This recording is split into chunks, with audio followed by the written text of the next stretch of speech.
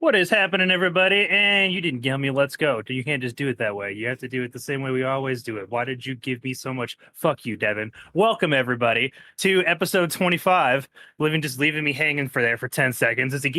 By the way, he nodded to me as if I was supposed to see that. He was just like, "You're good." I wasn't good. I This is counted. episode I went 25. 3, 2, 1.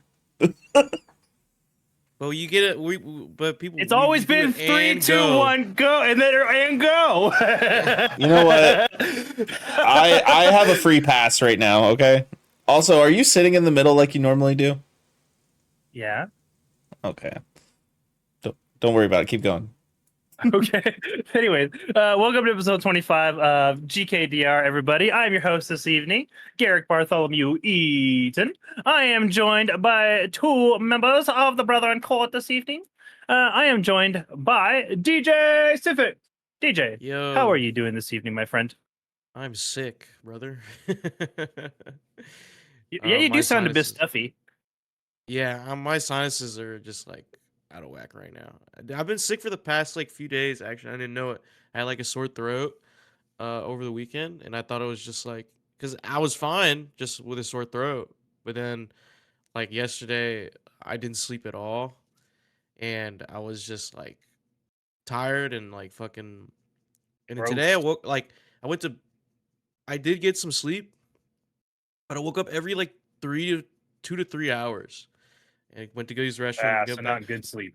and slept. And I didn't wake up until like 3 p.m. And then I woke up weak as fuck. I'm still feeling like I don't know how to You get describe that it. It's, like, brain very- fog. Yeah, dude, it's Ripping on fucked. So hopefully I feel better tomorrow. Well, damn, dude. I hope you feel better tomorrow. Also, that's a bummer, man. You're feeling sicky icky. Well, we are also joined this evening by excuse me. I have a little bit of a cough too. I think it's bad air quality here though. I think it's a skill I am issue. also yeah, I'm just not very good at breathing. I am also joined by one Brevin, the dude, Devin Stanford. How are you doing this evening, Devin? I'm doing all right. It's Modelo time. It's Modelo. Modelo time. You just drinking like a classic, Modelo classic? Yeah, always. Out of the bottle too. We ain't on that can shit. So did it even come in cans? Yes. Yes, it does. That's weird. I've drank it I've in only- cans. I've only ever had a Modelo out of the glass or out of a bottle. Same difference. Bottles are made of glass. Same. Oh Dude. yeah, I guess. Que sera. I probably won't be covering this till next week, but I started playing Fallout London. You know, the new mod. So is that so that's like an official mod, right? Yeah, like literally, you know, the storefront GOG, you know? Yeah. Yeah, they're actually like providing the mod. Like you can download it as a whole game. The only caveat is you have to own Fallout on there. 4? Yeah, Fallout 4 Game of the Year edition. Gotcha. But it okay. is a complete overhaul. Excuse me, Yeah, dude, complete overhaul. I saw Greg Miller losing his shit trying to get it to work. Yeah, I'm not gonna lie. It took me a while to get it to work. I had to download another mod that like it's called Buff Out, and it literally buffs out the bugs within the game systems, and you have to do it on a very fresh install of the game to set it up with Fallout London. But I had to like go in and add some files, take some files out, move some things around, and I had to watch a YouTube video on how to do it. But I got dude, it modding working is a today, beast. like really well. I got a lot of practice. I was able to get my load order over 90 mods and have the game work perfectly fine on Fallout 4 with my own mod list that I put together. Yeah. You remember how I made that shit look? It looked like a completely different game. On that for like a whole month. Mm-hmm. So, but yeah, I'm only playing it with the overhaul. I'm not adding anything else into it, and it feels like a brand You'll new have game. to let us. You'll have to. I'm actually very curious to see what that's like. So you'll have to. I'll be curious to see. Oh yeah, I will. I'm gonna be sure. grinding on that for the next couple weeks. So Hell yeah. Hell yeah. Well, today we're not talking about Fallout London, but we are talking Birds of a Feather. It's not Secret Wars, but close enough. And SAG AFTRA Strikes Back and much, much more. Because this is Good Kraken's Death Ratio, and we are slashing through the podcast space to be your source for all the nerdy video game news, reviews, and discussions that you want to hear live each and every Tuesday at 7 p.m. West Coast, Best Coast time, folks. If you want to head on over, excuse me, if you want to get ahead of the curve, I was on the wrong intro. You can head on over to our Discord channel where you can submit questions and topics to the show, get exclusive content, have early access to episodes before they go live on podcast and video services, wherever you like to watch or listen. But if you spent all your credits at another shop, that's totally fine. You can watch us record this show live right here at twitch.tv/Good Kraken Show. Also, if you have Amazon Prime, tell them, DJ. Prime Gaming. Amazing. He even committed to the bit being sick. We love you. You also have Twitch Prime, and we would love for you to give that to little old us so we can help level up our game, right? But you can also support us by going over to our YouTube channel, clicking the beautiful bell and big red button, or by subscribing to our podcast channel by searching Death Ratio and leaving a review there for us. Do it. Devin, Eric? we have some brief critical hits. Merch is on the way. I'm pretty sure by the time Ernell's vacation is over, we should finally have it. Hell yeah. From what I understand. At least some of us. At least some of us. It's full disclosure to everybody, including you guys. It's coming to us, and then we're reshipping it out. So, yeah. Yeah. We're working on it. Yeah. Getting there. Yeah, and then what with the merch comes a fancy little thing that you'll be able to look at that ends with site and starts with web, that you'll be able to look at all those things. Have that too. And then you can order those things, and then those things will just go straight to your homestead, and then that way you can say, hey, listen to this shitty podcast I like. It's 5-star podcast with 5-star man.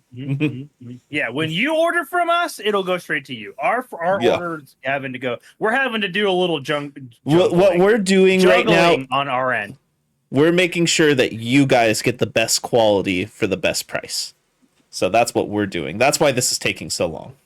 God, I'm thirsty. Me too. Anyway, sorry. Also, you might have noticed, folks, if you were one of our listeners, there was no episode of the Shipwreck Show yesterday. We apologize. We will be back next week. There was just some things that I think I just hit my camera. There were some things that happened, and we just had some unforeseen circumstances that just we weren't able to get to the episode in time. We apologize for that. Life finds a way. So we will be back next week. Same time, same place with the Shipwreck Show. Life just got in the way a little bit this week, and that's all right. But without further ado, Devin, will you please tell the people listening at home what we have next? Absolutely. Speaking of Fallout, sometimes I need to make sure that I select the right chapter. So we're going to move into our chapter select segment. Absolutely. We're moving right along to our chapter select. This is our hands-on segment that we do for you guys where we talk about video games that we have been playing recently and what we think on them, whether or not to, whether you guys should be spending your hard-earned buckaroos on them, or maybe y'all should wait. That's what we're here for. We put our money on the line so that y'all don't have to. Yeah. Because we don't get review codes. We buy that shit ourselves. I'll be starting us off this evening. I'll be reviewing an indie game, which I feel like I haven't done a lot of this year. Oddly enough. So I'm actually really excited that I got my hands on one. I have another one that I'm going to be reviewing for you guys. I'm just getting to it a little bit slower. But today I'm going to be reviewing Flock. This is an indie game that is it's it's honestly not a very expensive game. Its MSRP is $20 hairs. It's also available on Game Pass. This was developed by Hollow Pawns and published by Annapurna Interactive. We love Annapurna over here. So that was one of the reasons I was pretty excited to jump into this. Flock is a multiplayer co-op game about the joy of flight and collecting little birds that you want to know what that look suspiciously like fish. I'll be honest with you. They say they're birds in the game, but They damn, look do like they look fish. an awful lot. They look like fish. They look like fish. They That look looks like like fish. that's not a bird. That's a fish. There's That's an literally airfish. some of the birds that just like whales. They just like little whales in the air. But I That's digress a because the fish. creature designs are cute. But basically, yeah, you play a little individual who goes off to visit your Aunt Jane, that lives on this island with all sorts of birds for you to see and collect. And you have this great big large bird that you ride around on. And essentially, rather than being like a true flight game where like you're raising and gliding, it's more of like you're gliding. Like it automatically adjusts its elevation and height to kind of match whatever you're doing in the world. There's like little jet buffets and stuff, so you can get up really high and soar around and do all that stuff. But for the most part, you're using your bird as like a really fast motorcycle, right? Like rather than going up and down, you're just following along the terrain, gliding along it to find little guys. And your little guys are these various birds that you're going around and collecting. And this game is actually like a little creature collector in disguise, just without, the combat and some of the other more in-depth mechanics that we're used to from things like Digimon, Pokemon, what have you. So you are literally just flying around this here island, just you looking at various different habitats and biomes to just try. You're essentially bird watching. This is a very cozy game. It's super duper relaxing. Has a very very unique stylized art. It honestly kind of reminds me. The art style reminds me of like a less obnoxious like Bug Snacks. If you guys I remember when forgot that about game Bug came out. Snacks.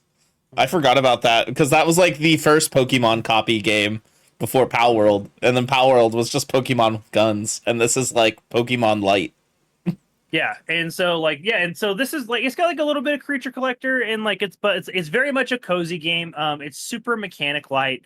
You literally log in, you can have up to 4 of your friends that can fly around this map untethered at will. The map size is like you can get like from end to end in probably 2 to 3 minutes on your zippy little bird.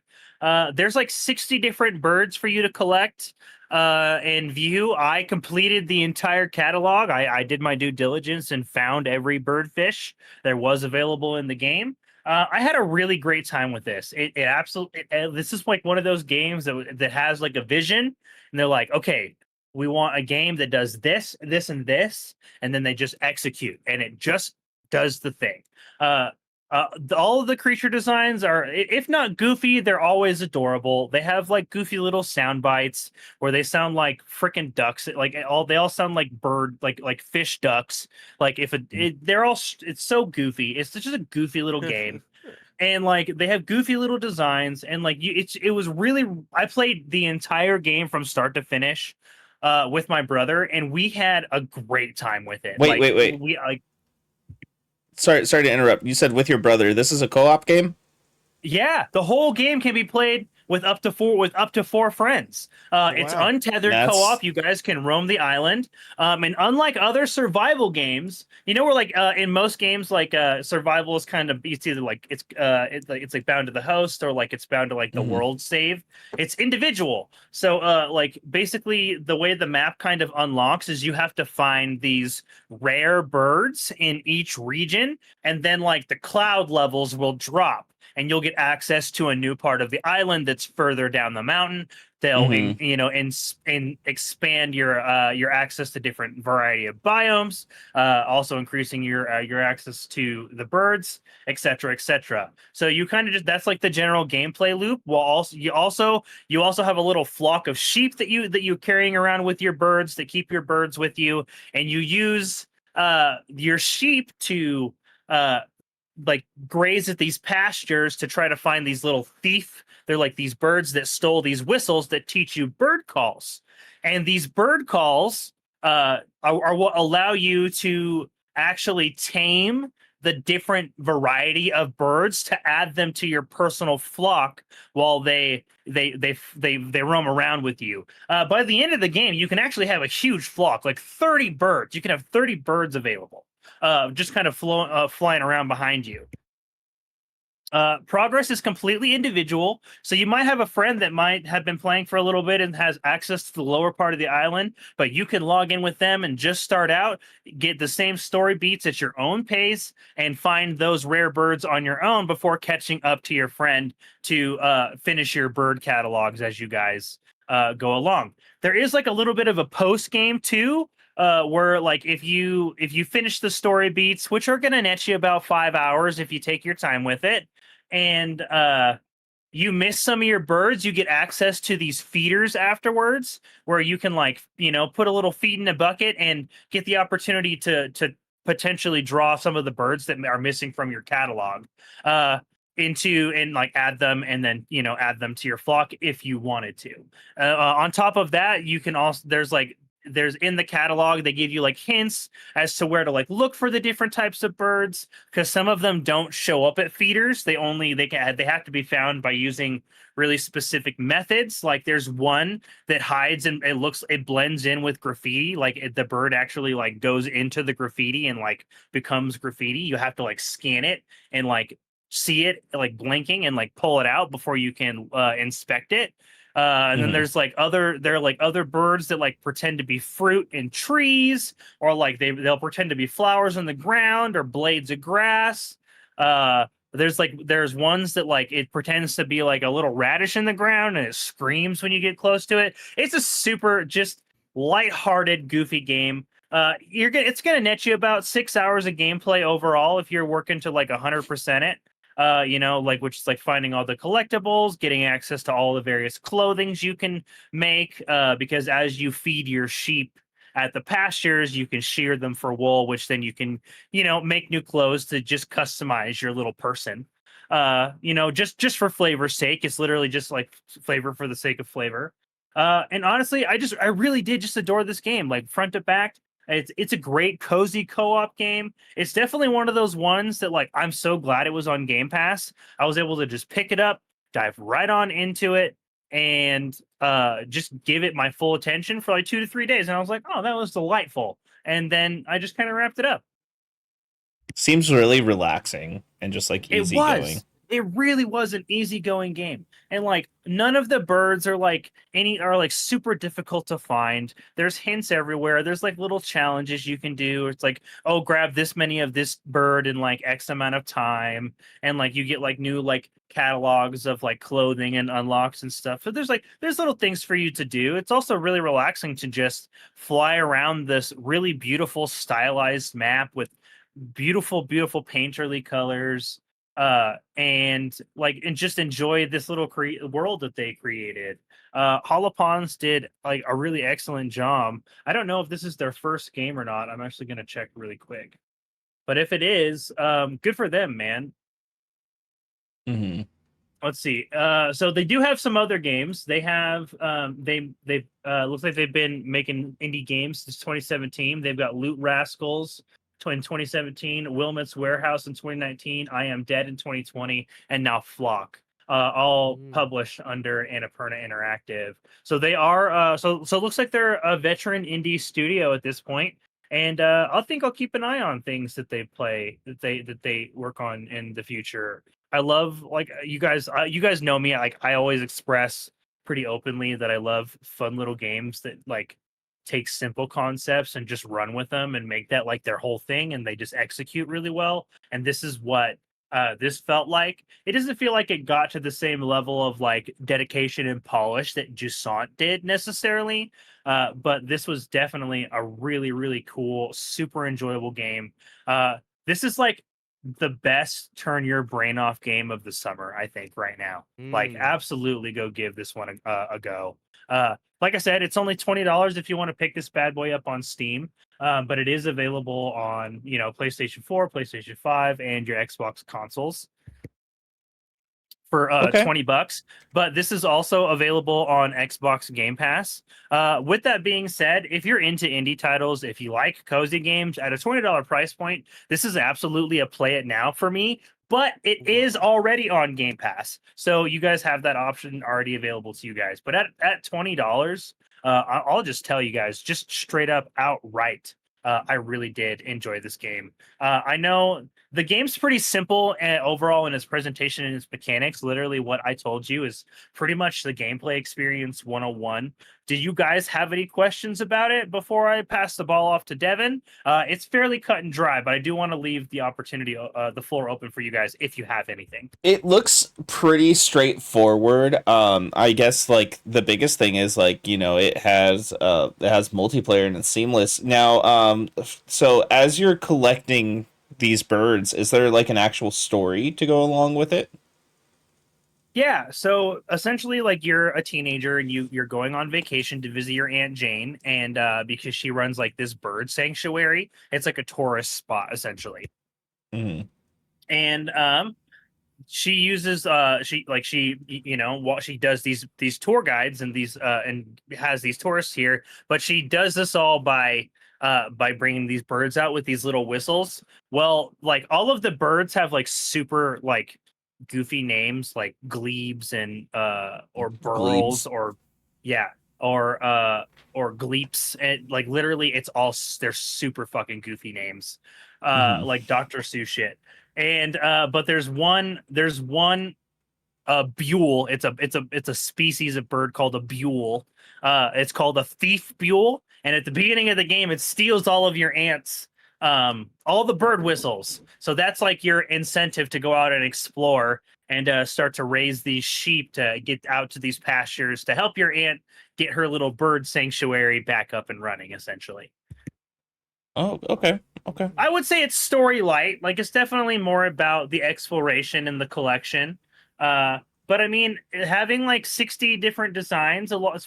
Yeah, I would say a lot of them are, like reskins and recolors. We're looking at like species versus subspecies of birds, right? Sort of thing. But they were all very, very fun. Each of the birds kind of have like their own little behavior patterns and things that they do. Like one species, like one subspecies of the same bird might hide in the grass, but another one might look like a fruit in a tree, right? So like they all kind of have like little things that they do to encourage you to kind of keep your eyes peeled and to be that gamer that looks up because gamers don't look Mhm. up. Unless you're me. I always look up. DJ, did you have anything? Nah, man. You kind of covered everything that if I had a question I was gonna ask about. It seems really sick. It seems really chill. I might give it a try since it's on Game Pass. Yeah. Because when we saw this, I think it was like a week ago or something. I think we saw something about it. Yeah, we saw something about it. I definitely remember it was an episode that I wasn't on, but Ernell mentioned it to me because I remember he was just like, "Oh yeah, Garrick's gonna play this fucking game." Yeah. Yeah. It was one of those episodes, and I was like, this might be kind of cool. I think I was Yeah. on that episode too, and yeah, because it was DJ, me, and Ernell, and we were going Was it on my over. vacation week? Yeah, we were Yeah. going over, Okay. weekly releases. Which, by the way, you didn't Oh, that's right. yeah, we can do it after this segment, and then and and as soon as that game came up, Ernell and I were immediately like, "Oh, this is a Garrett game." And it Yeah. is in fact a Garrick game. Yeah. 100%. Yeah, this was great. This is 100%. This is a play it now for me at its price point and being available at Game Pass. Like 100%, go check it out. Super, really, really loved it. Enjoyed it from start to finish. We do have one more hands on for you guys this evening. Yeah. So without further ado, I'm going to pass the ball on over here to Devin, and then don't let me forget. I will do games releasing this week because I think I forgot to do it last week.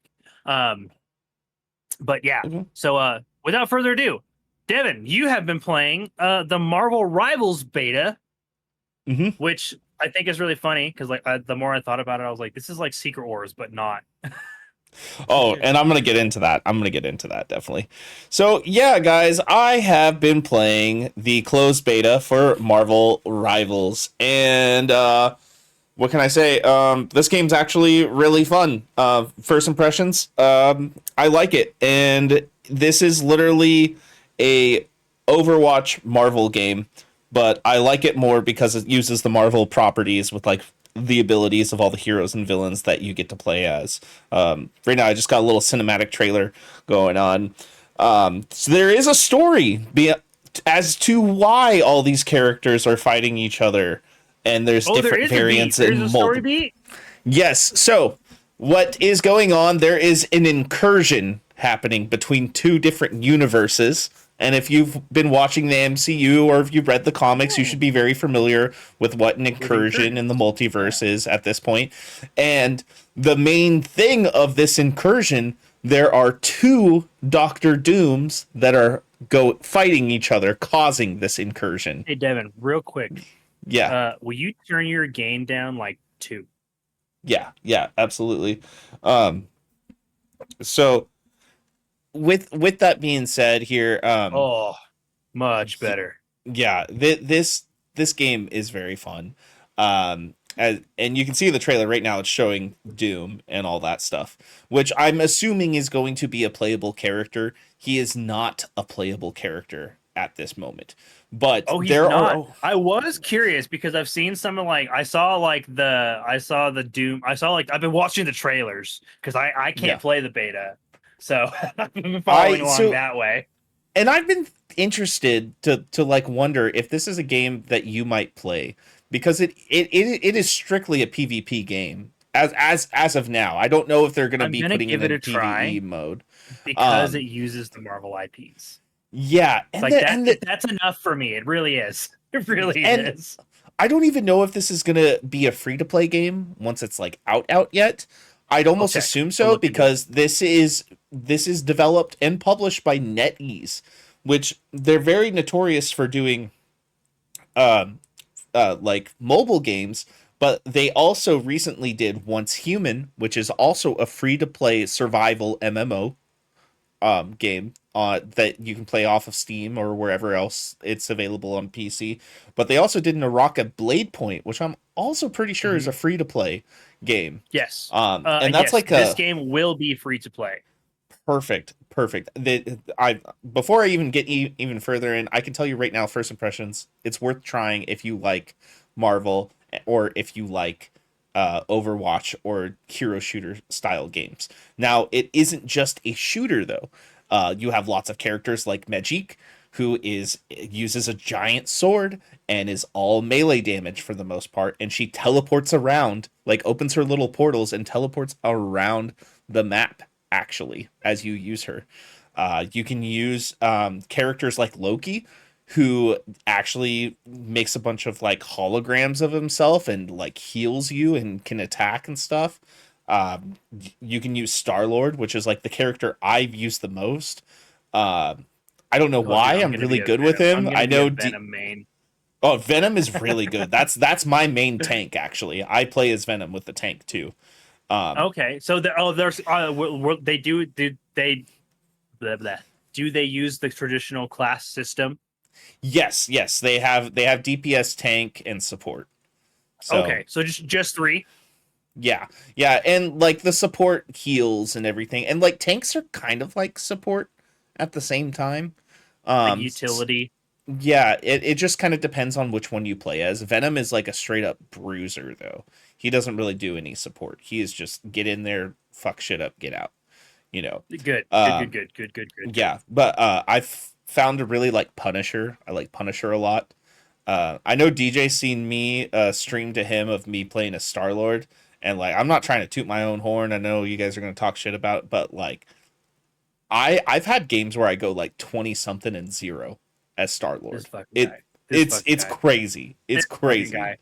But like you got Scarlet Witch, you got Hela, you got Spider-Man. Spider-Man's movement is incredible in this game. It is Dude, him and exactly Doctor how. Strange look wild. Yeah, it like, and Spider-Man moves exactly how you'd want him to move. I would say when he's on the ground like doing his combat, he's a little slow, but his web swinging feels so good. This game is also available on PC, Xbox, and PlayStation, and it is completely crossplay between all platforms. Now, one thing I don't like is you actually cannot go into competitive mode if you have somebody playing on console and somebody playing on PC. They made that Hmm. not a feature. Oh, really? Rank is Yeah. locked console to console, PC to PC. Yeah, yeah. I don't know if Interesting. it's locked between Xbox and PlayStation, but I do know it's locked between, I'd console say platforms and I'd say PC. probably not. But you can still do casual matches, full Hmm. crossplay. Yes, That's yes. a I little think whack. it's kind of And weird they're personally. probably, dude, everybody uses the PC has an advantage argument, and I just don't think that's valid anymore. I don't It's think it is not. either because I'm playing with a controller on PC and Yeah, that's what I'm I'm saying, doing man. just Yeah. fine. I'm doing just fine. The only thing that they have a disadvantage is if they are playing on a 50-inch plus TV that has like zero, like 5 ms, like even more latency on their TV. Like that's Yeah. the only reason. Yeah, Or And like that's their playing on fault, man. Wi-Fi, and that's literally a skill issue. Yeah, Sorry, literally a man. skill issue. That yeah. is a financial skill issue that they chose to Yeah, make. if it's fine, yeah, financial, and if you're having that type of financial issue, you shouldn't probably be playing video games. I'm be honest.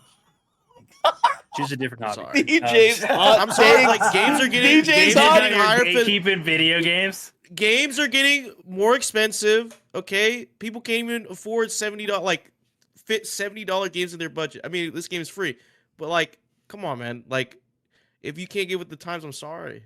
Like, Mhm. like games are a luxury now. Like, it's not Oh something you can yeah, like. gaming is If definitely a frou-frou ass hobby these days. Like it's so Yeah, expensive.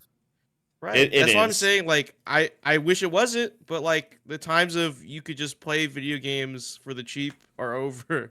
Right? We're Been out here getting over. stoked at $40, $50 price tags, and that just Right, used to be the That price used of to be the games. like, norm, man.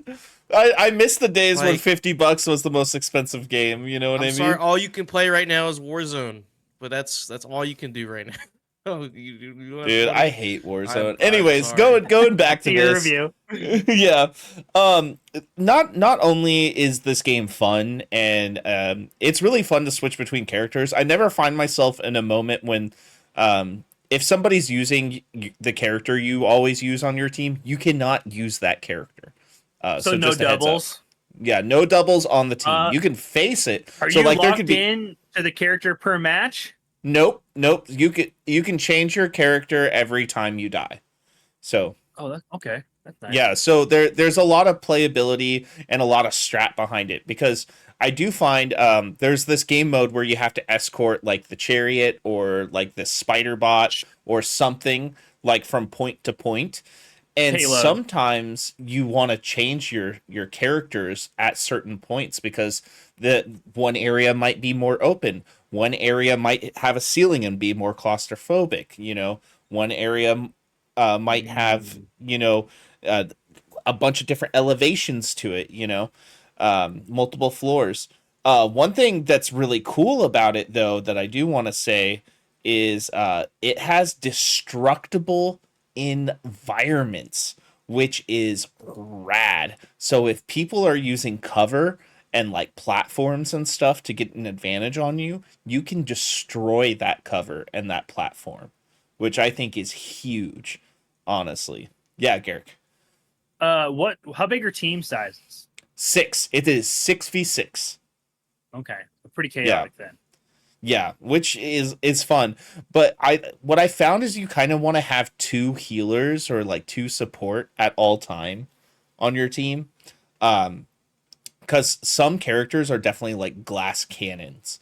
For instance, Spider-Man, he can go down pretty quick. He's like one of those characters you got to keep moving and attacking at the same time. Right, Um, hypermobile, probably does a lot of damage, but doesn't. If you yeah, stay still, you get nuked.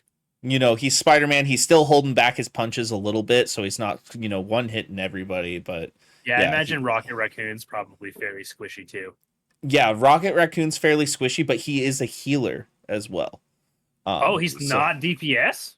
he can do DPS. He can. Um, and what's actually cool about playing as Rocket, some of the characters he has the ability to go up on their shoulders and like use Yeah, I them as a saw that him and vehicle. Jeff. I saw that him and Jeff can do that. Yeah. So him and Jeff can do that, and the only two characters I've seen them get on the shoulders of so far is Groot and oh, we don't want to play that. Is Groot and Penny Parker, because Penny Parker's in this too. Oh, with the mech. Yeah. Now another thing about this game too is um Xander said I must say though, Star-Lord is 100% just Tracer from Overwatch. He's a strategist. um but what's really cool is they put in this team factor. So there's characters that get bonuses for playing, kind of like Concord, but way better in my opinion. Like if you Um, play with like like if you play people from like the same super groups. yeah. For instance, like if Spider-Man and Venom are in the same match together, Venom gets 150 more health, and I think Spider-Man gets like 10 or 15% damage boost at the same time. Oh, Yeah. okay. Um, Yeah, and like it's if you have Mantis, Star Lord, and freaking how am I forgetting his Rocket and name? Groot. Adam Warlock together. Oh, Adam Warlock. They get like healing buffs, and like they move faster and like do more damage together and stuff like that. Where if you got Groot and Rocket together, they get buffs, and so on and so on. Like Hulk, Iron Man, and freaking God, who's the other one of the three that they got in there? Doctor Strange. They all get buffs together, you know. Black Panther and Magic get buffs together. It's really cool. Magneto and Scarlet Witch, you know, and so on and so on. Black It's Panther looked really fun too. Dude, Black Panther is good. You know who I actually like a lot? I like Namor. I just started using Namor, His and design like is sick in this. The yeah, designs, the designs in this game are sick. Oh, I'm gonna be honest. that's another thing I was gonna go into. The character design is awesome, and what I I really like that they love took a about lot of this, liberties. it looks like a height, like almost comic book. Like it looks like you're playing a comic book while you play the game, which is really fun.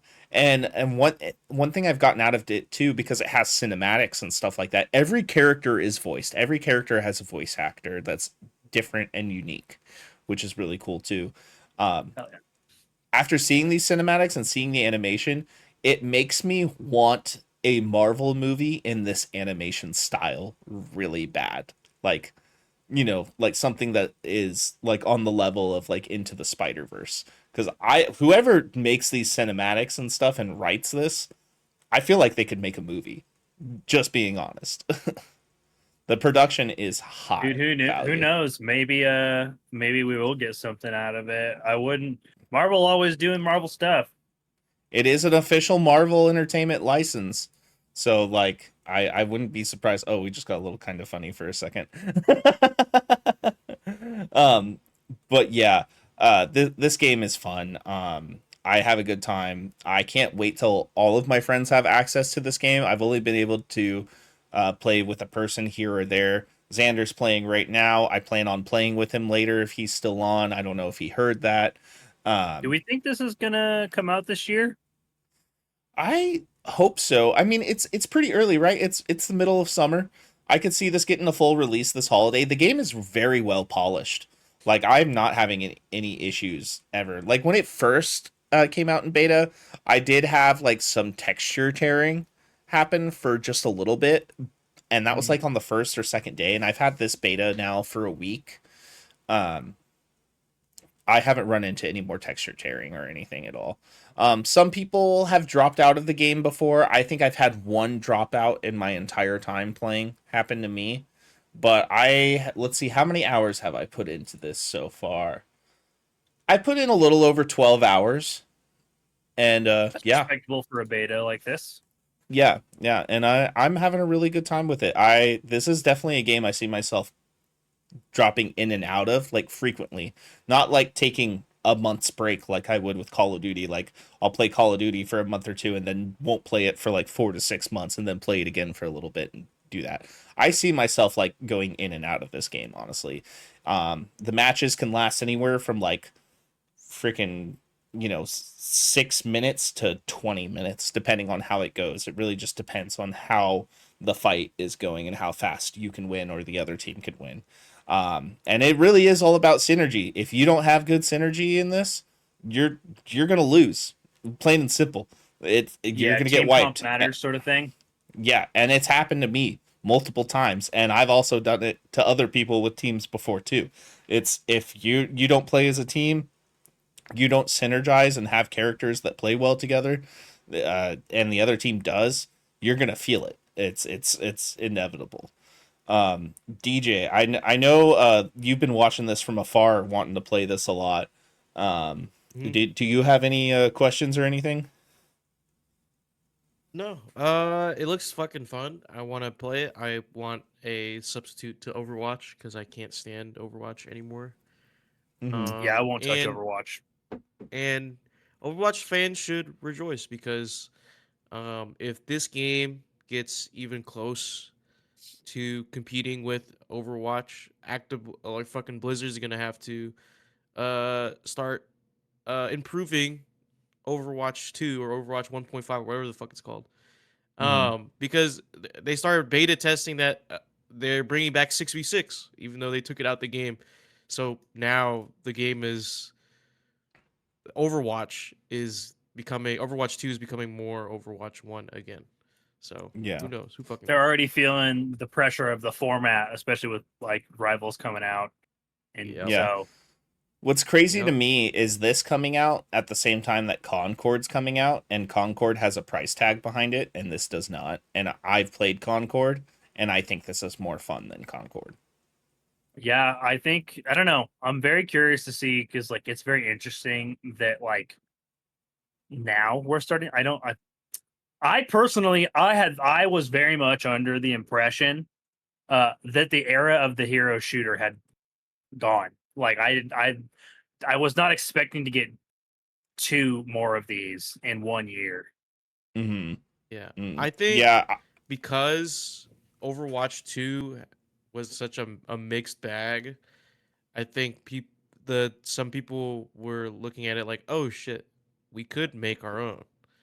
Because there's money in that, I guess. I don't know, we just have to see, dude. I think it's good. I think it's good we have the variety. Like people get to choose where they want to put their money towards instead of just having Blizzard have Overwatch. Yeah, because Hmm. I mean, like their only real competition right now is like what? It's Valorant and Paladins, and like those fill two different fucking spaces in like the genre, Mhm. like entirely. Like Paladins is as casual gets, and like in Valorant's just so goddamn sweaty. It's crazy.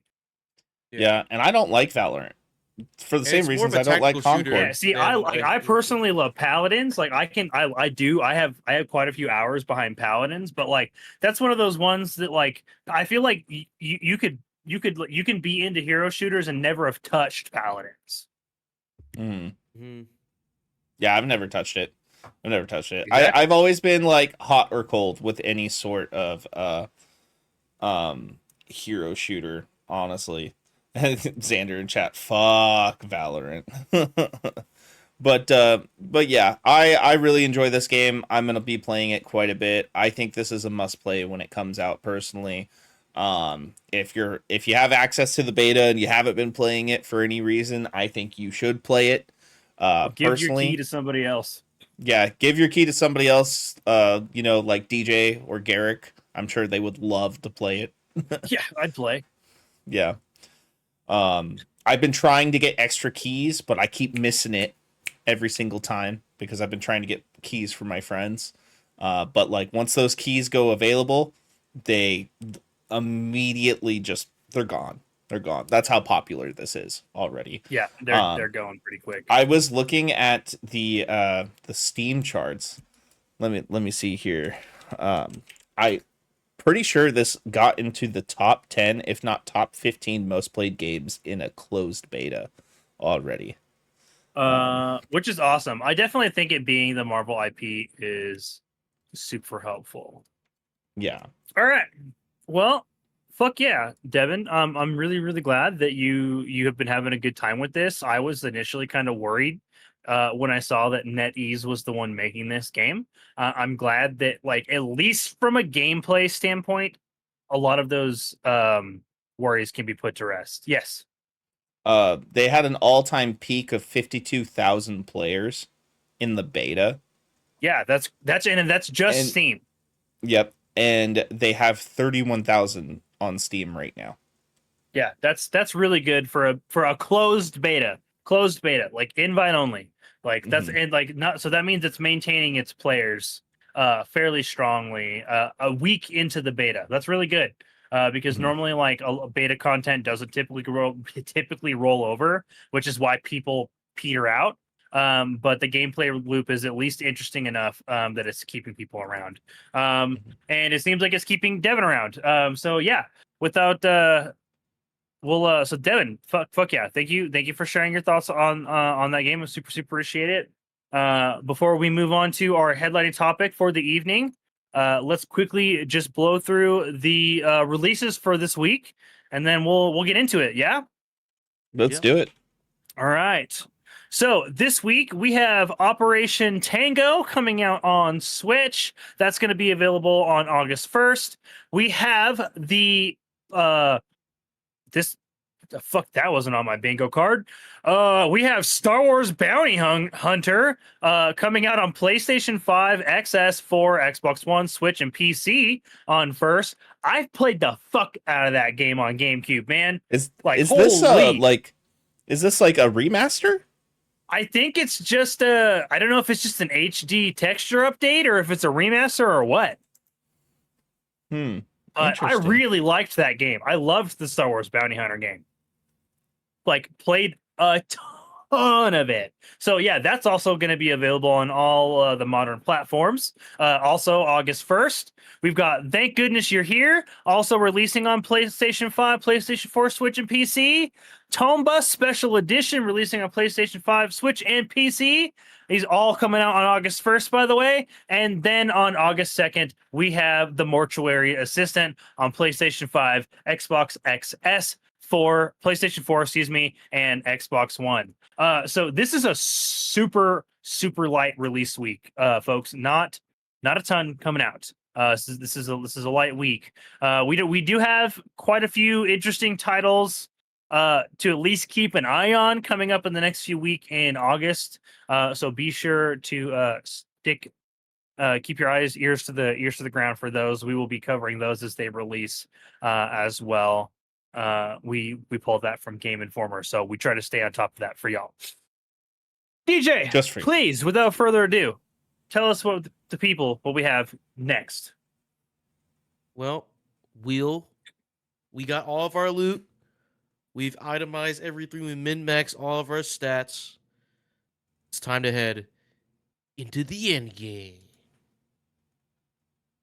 Gonna get the party together. We're gonna go for the raid. Everybody have your best loadouts ready. On your left. Zero! Folks, we're here to talk about some stuff because the world is crumbling and we can't have nice things, right? Xbox is doing Xbox stuff. Their FTC is battling them, right?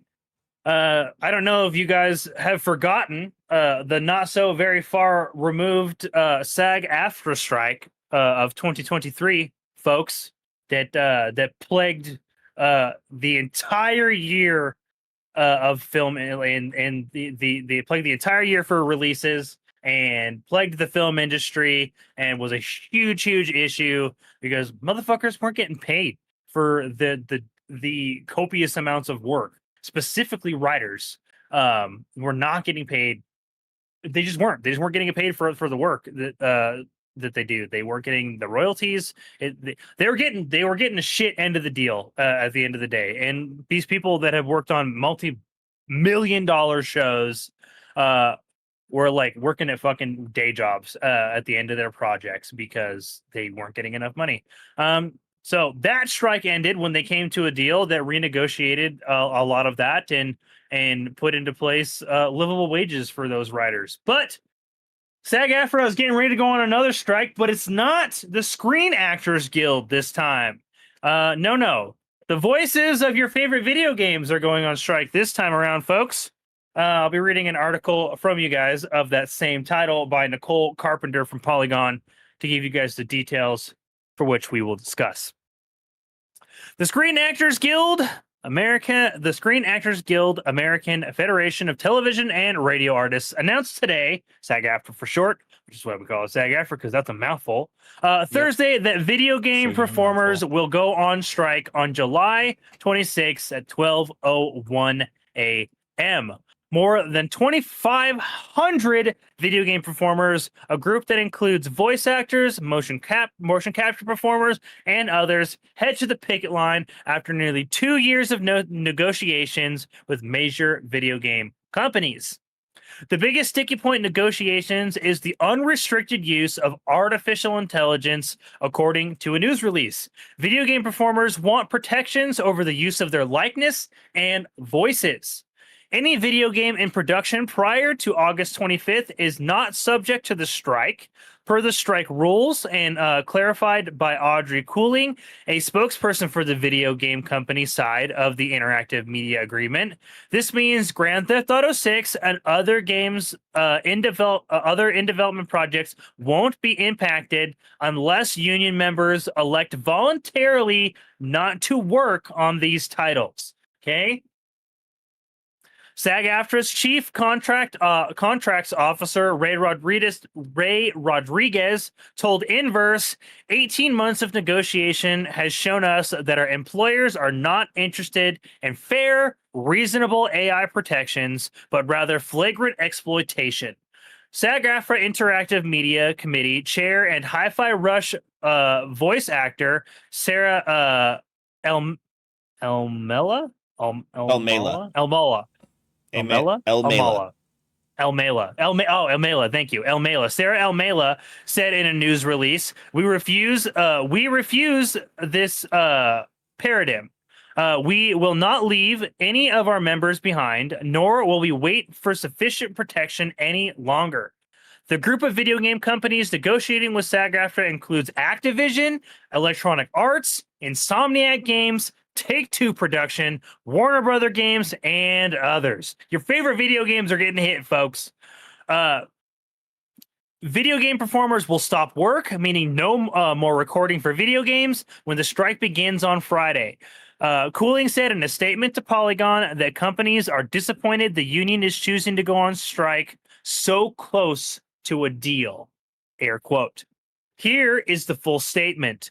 We are disappointed the union has chosen to walk away when we are so close to a deal, and we remain prepared to resume negotiations. We have already found common ground on 24 out of 25 proposals, including historic wage increases and additional safety provisions.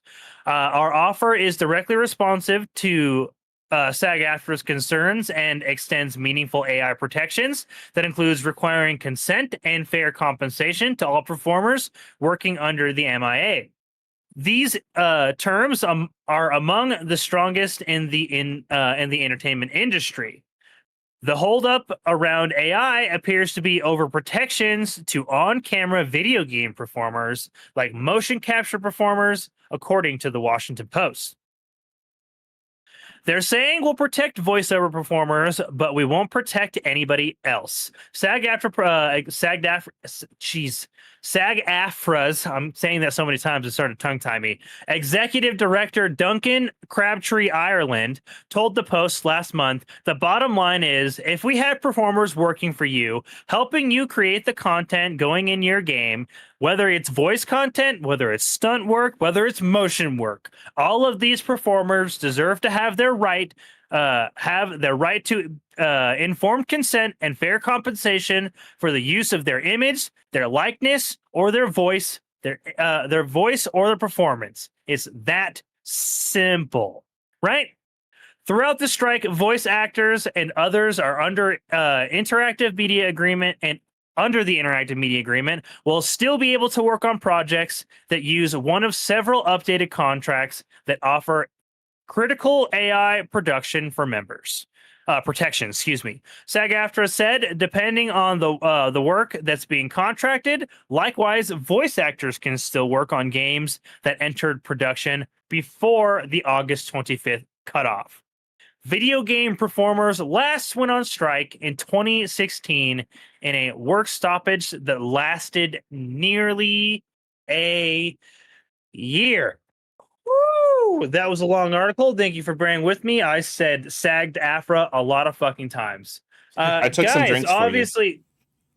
obviously, folks, we know that this is impacting studios that we really enjoy. I definitely know that I have some games that I know uses really significant motion capture work that I'm like, fuck, shit, my Venom game, my Wolverine game, my Spider-Man 3. It won't God impact damn those it. games because those games are already all in development.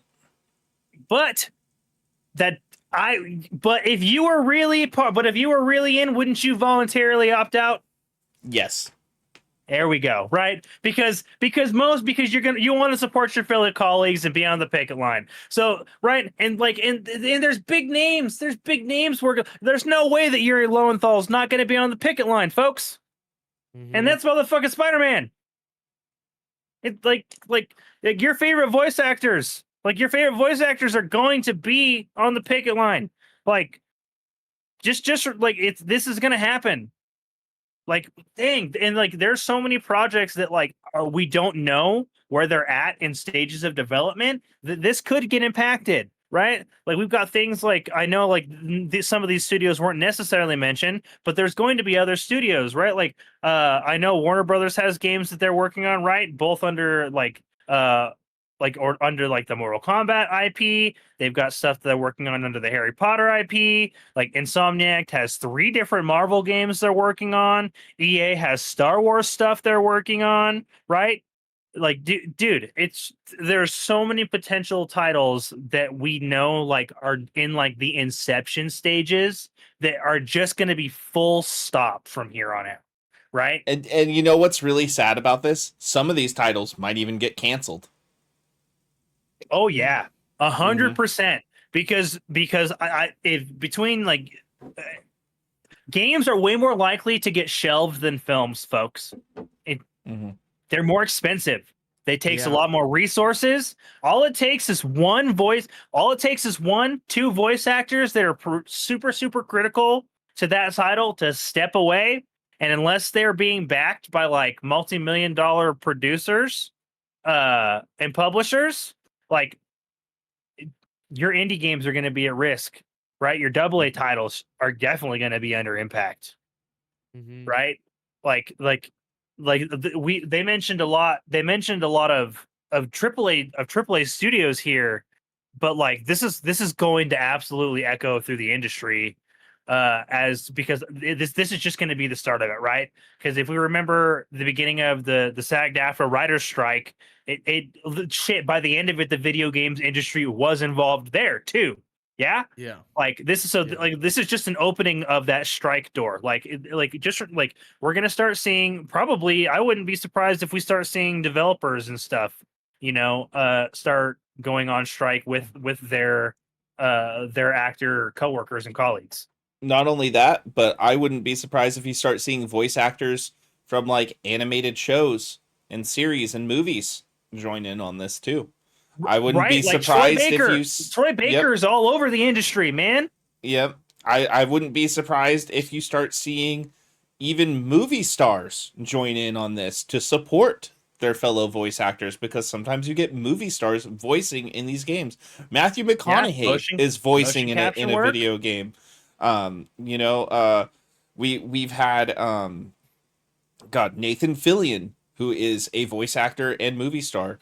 Mark Hamill, same thing, Yeah. like so many folks that fall under both categories, right? Yeah. DJ, I want to throw the ball in your court. What's your insights on this? What kind of effects do you see coming out of this? Dude, I mean, this could be fucking huge. I mean, we like you guys said, like we've seen what this does to the film industry. Granted, games aren't as big as film, but it's getting there. And it how do I put this? It's scary, like in terms of like one where the industry is wanting to go forward with. Like I don't think anyone in the gaming industry appreciates AI voice acting. Like um even for the games like the finals, remember like their announcers, their AI. Oh yeah, But dude. And they even like toted that as like, this is just a placeholder. Everybody chill. They're like, you could do a placeholder with lazy ass voice work too. Like, it doesn't yeah, have to be it doesn't like hire a fucking person to do your demo shit. Like, come on. yeah, and it's Guess what? They never but the changed thing it. is, I think the reason why we're getting this is because at least I think the voice act like the people who provided their voice to be AI for the finals, at least they got paid. Like they're paid for their voice work. I believe so, because we'd be talking about something completely different right now. You know what I mean? Um, but it's the fact that they're Or was not it fair willing to. compensation? Yeah, there's not fair compensation here for these actors because their work will live on in perpetuity until like either the game shuts down or there's just all the copies are just like outdated or whatever, right? Um, it's just it's crazy to it's scary to see like that's what we're resorting to. Like, is it that hard to pay voice actors? I mean, voice actors already don't get the credit that they deserve, right? But and 100%. now like, oh, we appreciate your work, but we kind of want to use AI for your voice because we want you to say things that you probably wouldn't be comfortable saying or to be used in a game that you probably don't want to be a part of. You know what I mean? Like, you know how like crazy that sounds?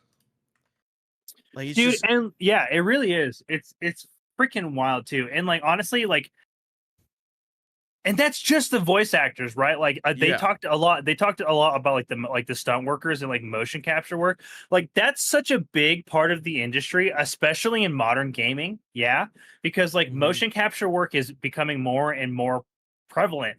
And like I wonder, like I that it makes me think how many people have like done motion capture work and like had their likeness just ripped off.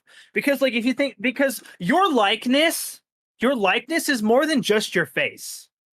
It is. Mhm. It's more It's than your just your face. mannerisms. It's It's it's your how you move. mannerisms. Because guess what? If you motion capture Dwayne the Rock Johnson and put anybody's face over it, and just you're just like, who is that? You're gonna be like, that's the Rock, and you're gonna be like, how do you know? Because it looks like the Rock. Because he's Because going to his be built shoulders like are the the Rock, size of my right? torso. Because because you're familiar with that physique, with the way that he stands, the way that he's built. You're like, that's the Rock. That's a likeness, right? It's more than just your facial features. Like it's your whole essence as a person, right? And like so many of these motion capture people do performances and like it's just their mannerisms that are used, but not necessarily, right? Not Mhm. necessarily their face work. Like specifically when you're thinking like characters they get used as like NPCs or like for AI behaviors. Like, dude, you literally just like, oh, like they recorded, like you just recorded 1,500 gestures for these various NPC AIs to get put into like for these like, or AIs as in like the NPCs. That's gonna be we're gonna have to redefine what an AI like an NPC Yeah. AI is in a video game. Otherwise, this is gonna get confusing in a few years. Um, but like like you record, but like dude, like now you're but like you said, like they can use how many times do you see recycled NPC animations in video games? Especially A from ton. like a studio, right? Like they made some of those animations in Fallout in fucking 3 and they still use them in 76, right? Exactly. Right. And so, like, and I know, like, yeah, did that game use motion capture? Maybe not. But I know for a fact there are games that did use motion capture for their first game, right? And now they're on their third iteration, and that character still has some of the same behaviors they did in their first game. And they're just recycling work, right? That recycled work is not that recycled work, they're not getting gratuity or royalties for that work being reused. This is a I think one-time payment and done for these folks. I think one of the best examples of mocap work in video games lately is the Star Wars Jedi Fallen Order and Star Wars Jedi Survivor, because they enact all those scenes with full mocap for every single Yeah. character. That's why they all look so real when they're moving and everything and fighting and stuff like that. It's because it is all mocapped, every single part of it. Yeah, They dude. And even just imagine mocap. not being Cal Kestis, be doing the motion capture in that game for stormtroopers, right? You're a Yeah. dude. They can reuse your likeness for any stormtrooper and not have to pay you extra right Yep. now. And That's the problem. yep, and Xander makes look at Hellblade. That's literally a movie video game. Um, Another game that uses a ton of mocap. God of War, the God of Yeah. War series. Literally, know. that which is basically a movie video game in its own right.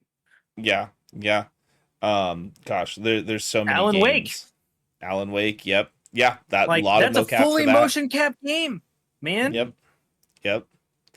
Like, So it's going to be it's interesting to see how this goes. I wouldn't be surprised if we start seeing a lot of delays happen, even games that people are anticipating here this next year. We know there was that recent delay with Stalker 2.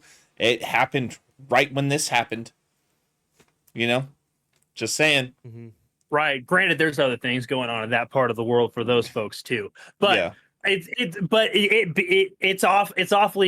it's a funny coincidence that like the delay came right around the time that they've been struggling with negotiations, and that's like a AAA super highly anticipated title, right? Like all of your games that are coming out this year, folks, are probably safe, right? Everything that's, if it's gone gold, it's probably going to be just fine. If you're one of the 5 people excited for Star Wars Outlaws, you're good. You're going to be able to play that day one, right? Like that's not going to go away. You've got a lot of other games like your Black Myth Wukong, your Space Marine 2. All your big games at the end of the year are still scheduled to come out.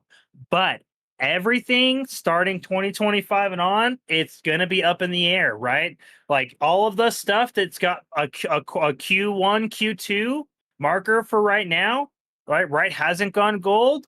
Yeah, some of these people might not opt out, but I would expect more folks to join their fellow voice actors and performers on the picket line than not, because that is exactly what happened with the original SAG AFTRA writers' strike. The actors were immediately there with the writers. They joined in. Like it was an industry wide impact. And we are absolutely gonna see that again here. That's why we only got one Marvel movie this year. Yeah. That is because this year has been the aftermath. Well, that's why Dune Part 2 didn't release until this year. We were supposed to get that last year, remember, in November. Yep. But the SAG AFTRA strike pushed it all back. Now, did it impact ultimately that film? Did that film play out any worse? No, it didn't. It was a fucking glorious piece of cinema. But like we had to wait almost an extra 6 months to get our hands on it. Yep. And so was Deadpool and Wolverine IGN. It was also a glorious piece of cinema. Fucking haters. Absolutely. Right? But there was a lot of negotiation in the works to get that film get that film up and going. Shit, we didn't even know we were gonna get a Deadpool 3. Yeah, it got canceled originally.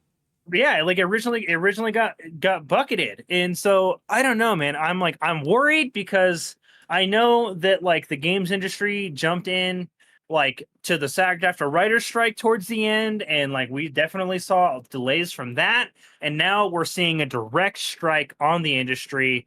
I don't know if you guys remember the 2016 strike, but the 2017 release year was kind of shit. And we didn't, and which is why 2018 banged as hard as it fucking did, because everything came out that year. Because the industry came to like a screeching halt for like 9 months. Yeah. 2018 was a good year. And like also I wanted to add, like, considering like how many layoffs we'd had in the past 2 years, dude, gaming, if this gets as big as the SAG AFTRA strike of last year, oh my god, gaming is gonna go to a halt. Gaming Yeah, is dude. gonna Like, can it be take the dead. hit? Like, game will be officially dead. Like not these guys saying, "Oh, gaming's fucking dead right now." Like, it will actually be dead. It Yeah, will like actually be dead. Like, nothing. Like, we're gonna go like cold, straight cold cold for 6 nothing, months, bro. ice cold for Because 6 months at least. it's already, yeah, like you said earlier, like it's already fucking, like we said earlier, it's already a luxury to make games. It's already a luxury to buy games. It's already expensive to make games. Like, even when they're a success, even like I saw a video, even if the gaming, even if the indie game succeeds, let's take Hi-Fi Rush. That game was good. Everyone liked that game. The game wasn't bad. Guess what? Their studio's gone, right? So like now, if this shit, if the industry wants to go towards AI and not compensate these voice actors who are tied to many great projects, and people play games for these actors, and let's not to mention like mocap artists as well, because they're part of it, right? Everyone under that creative sphere of gaming, like, dude, gaming is gonna officially be dying. Like, this could signal a beginning of an end. You know what I mean? Like, it's scary as fuck. I misspoke, by the way. It was the 2016 release year that wasn't very good, because the Mm, 2017 release year had like Shadow of War and Breath of the Wild and shit, yeah. Mm, mm. and that was a fairly good year. Yeah, it was. Yeah. But it was I looked at the article again, and it was 2016 that we went on strike last. Mm-hmm. But All right. damn, I don't.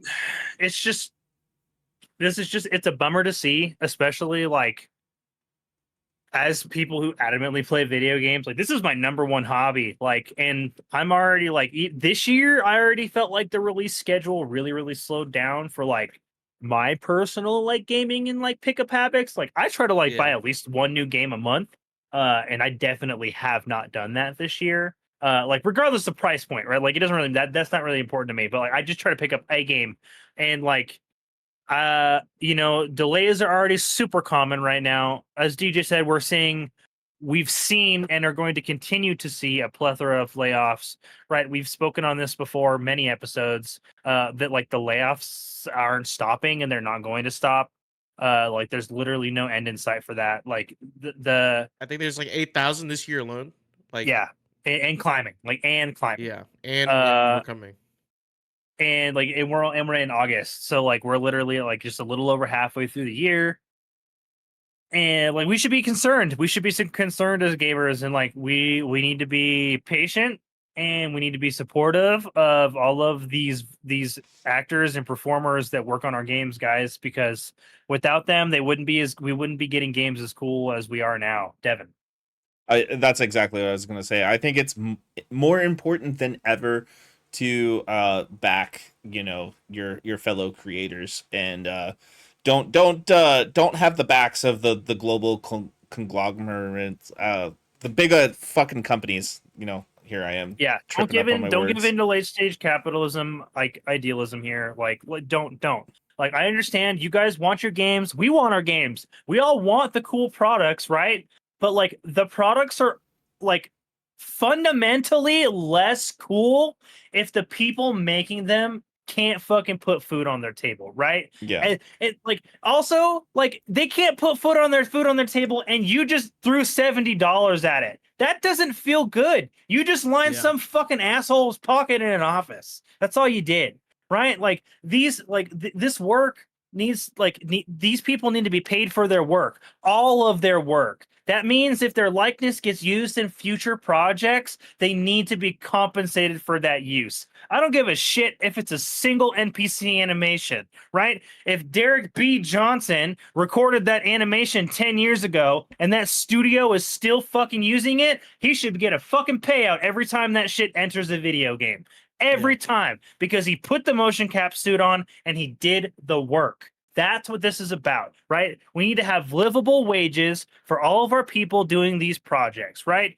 Right? That's what this is about. Keeping this industry running for everybody involved, not just the people sitting at home playing the titles. Yep. Now, without further ado, I'm going to give you guys just a second to breathe, right? Goose Fraba, we're all upset. This shit sucks. But what doesn't suck is we have a few things coming up for you guys for the remainder of our week on our content, because we're losers and we don't motion cap video games, so we're not going anywhere. Okay? Yep. This Thursday, we're black. We're back. We're not black. We're not. None of us are. No, none of us. Unfortunately, none of us. None of us are. Not in. Guys. Maybe This Thursday, DNA test. it's time Maybe to we do a 23andMe. But we're defending the light. So bad. We're defending the light. We're back with Splash Damage. We're playing Destiny 2. Yeah. We are also going to be having another episode of 20,000 Films Under the Sea. And this Friday, we are doing the non-reviewed review episodes. What the fuck does that mean? It means there's been a lot of movies that have been coming out this year, and we haven't had the opportunity to review them all, despite the fact that we have been diligently reviewing movies for you guys all year long. So we're going to take some time to do a little bit of catch up on our own, and we're each individually going to bring one film to review for you guys. So you guys are not getting a one, not even a twofer, but a threefer this Friday a treefer of 3 potentially awesome films for you guys to check out for the remainder of your summer. Right? And so, Garrick, what movie are you reviewing this Friday again? I am reviewing Ghostbusters Frozen Empire. Hell yeah. What about you, DJ? I am reviewing Lisa Frankenstein. Very nice, very nice. DJ's seen that, or Devin's seen that one too. Yeah, I've seen that one. Yeah, I can speak that. I haven't watched Ghostbusters Frozen Empire. If I get time, I might try to watch it just to watch it, because I want to. I just haven't. Isn't it on Netflix right now? Same. Frozen Empire is on Netflix, but Afterlife isn't on anything for some reason. That's weird. Afterlife's good. I liked Afterlife. Yeah, I'm gonna be reviewing the League of Ungentlemanly Warfare. Oh yeah, that's the Henry Cavill, Alan Richardson movie. Mm-hmm. I really want to see Guy that. Just Ritchie. haven't gotten around to it. Yeah, it's a Guy Ritchie film. I like Guy Ritchie films. Me too, and I like Henry Cavill. So. Me too. Who doesn't? Well, please let us know, folks, how you guys feel about the SAG AFTRA voice actors and motion captures strike in the video games industry. The performers are on strike. It's official. They went on strike 4 days ago as of this recording. It's happened. All we can do is be patient and supportive, guys, especially if we want to continue gaming in the future. Let us know how you guys feel about that, though, because this has been Good Kraken's Death Ratio, your choice for all of the nerdy video game news, reviews, and discussions that you want to hear live each and every Tuesday at 7 p.m. Pacific time. If you've liked what you've heard, you can head on over to our Discord channel. You can submit questions and topics to the show there, get exclusive content, and have early access to episodes if you're a subscriber before they go live on podcast and video services wherever you like to watch or listen. You guys can also support us by going to our YouTube channel, clicking on that beautiful bell, big red button, or by searching and subscribing to our Death Ratio and giving us a review there. We got to get going, folks. But until next time. She's got her fingers inside of me, but not in the good way.